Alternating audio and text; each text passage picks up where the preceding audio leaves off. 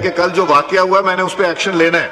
मैं बहुत बहुत दुखी होकर ये एक्शन लूंगा, मगर मैं आज लूंगा ये एक्शन। ये बड़ा क्लियर है, नंबर 1। नंबर 2, मैंने इनसे कहा है कि ताली 2 हाथ से बजेगी, 1 हाथ से नहीं बजेगी। जी शुक्रिया गौहर साहब। Thank you Mr. Speaker, thank you so very much. But first of all, it is very unfortunate that we have to protest to get your attention. We are here as an opposition to support you. Yes, you will get the time when you get it. I have to keep a balance between the government and opposition, which I have been trying to do. And if you see the previous record, you got more time than the government. Mr. Speaker, all we wanted to point out is just 2 things. जी जरूर। First of all, ये है कि हमने आपके सामने ये notice लेके आया और हम कोशिश कर रहे हैं कि आपको हम मजबूत कर लें ताकि ईवान, आईन और कानून और रूल्स के मुताबिक चले। जी कल मैंने देखा, ये पॉइंट आउट करना था, टेक इट इजी। जी पहली बात तो यह है कि हम ये पॉइंट आउट कराना चाह रहे थे कि प्रेसिडेंट के एड्रेस के बाद प्रोसीजर क्या होता है, एजेंडा क्या होता है। आईन का आर्टिकल से 56 उसका जवाब आ गया। This is basically repetition. The law minister already cleared that the report the speech will be laid here. आप उस पे रूलिंग दे। जी आप देखें, सबसे पहले ये कि अगर आपका एजेंडा आता है तो सदर के एड्रेस के बाद उस पे प्रोपोजिशन नहीं शुरू करना होता है और डेट फिक्स करना होता है और हमने देना है और गवर्नमेंट ने उस पे जवाब देना है, न कि कोई और एजेंडा आ जाए। ये हमारी रिजर्वेशन डिस्पाइट द फैक्ट है कि हम ये समझते हैं अपोजिशन कि Zardari as a president unity of the republic को रिप्रेजेंट नहीं कर रहा, क्योंकि आज उसने पाकिस्तान पीपल्स पार्टी के सदारत से इस्तीफा नहीं दिया है। नहीं, एक सेकंड पॉलिटिकल एक्टिविटीज शन की। एक सेकंड प्लीज तशरीफ रखें। एक सेकंड प्लीज बात करने दें, उनको बात करने दें।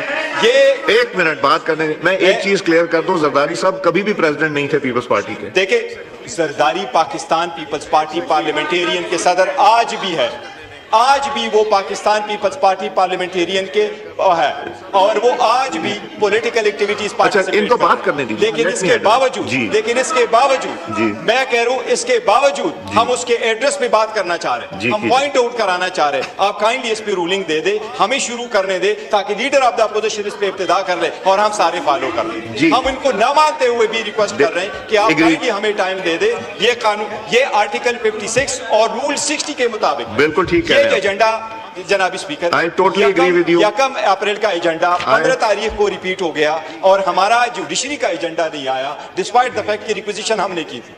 वो एजेंडा मैं जवाब दे दूं तीनों बातों के तशरीफ रखिए।